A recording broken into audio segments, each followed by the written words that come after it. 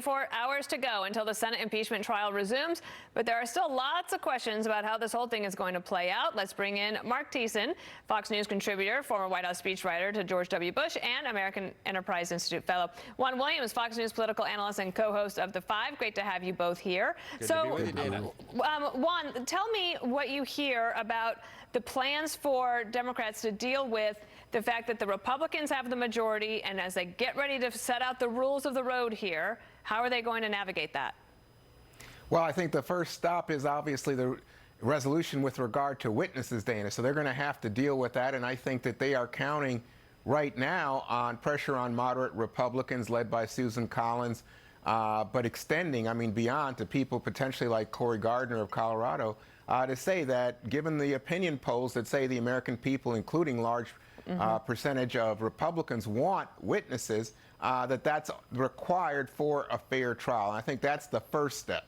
Chairman Nadler, chairman of the House Judiciary Committee, he was on CBS Face the Nation yesterday talking about witnesses, and one witness in particular. Take a listen.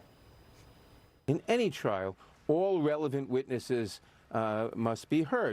Hunter Biden has no knowledge of the accusations against the president. Did the president, as the evidence shows that he did, betray his country by conspiring with a foreign country to try to rig the election? Hunter Biden has nothing to say about that. Mark, let's get your take on the idea of witnesses and what Chairman Nadler just said. Well, first of all, it just shows what a star chamber they're trying to set up. I mean, who has ever heard of a, Chuck Schumer says, who's ever heard of a trial without witnesses? Who's ever heard of a trial where the prosecution gets to choose which witnesses the defense calls?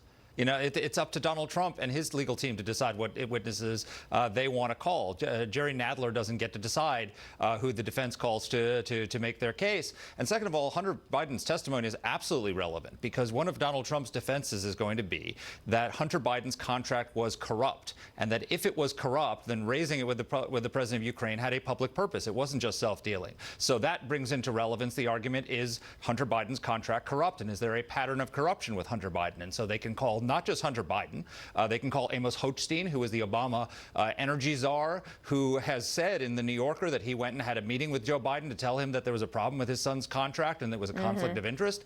They can call Chris Hines, who is his business partner, who broke business ties with Hunter Biden over this and then informed the State Department that he was doing so. They can bring in ethics experts, legal experts, nonpartisan experts who will testify that the contract was corrupt. They can bring in his dealings in China and Romania and other countries to show a pattern of corruption. And then they can bring Joe Biden in to say, why didn't you recuse yourself in the face of all this information? Juan, do you think that anyone on the Democratic side thinks that calling for witnesses is a double-edged sword?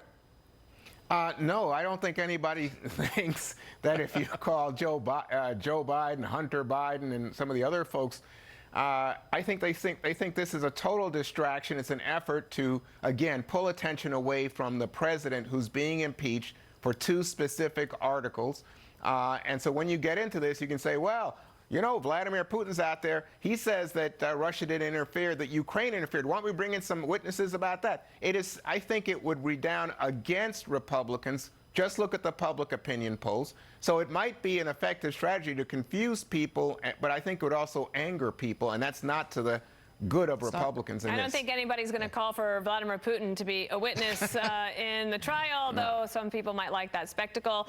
Mark, let me give you a last word about Republicans. They've got the majority, but it's not by the largest of margins. They can't afford to lose too many people on these votes, but do you think that in the end it will be party line?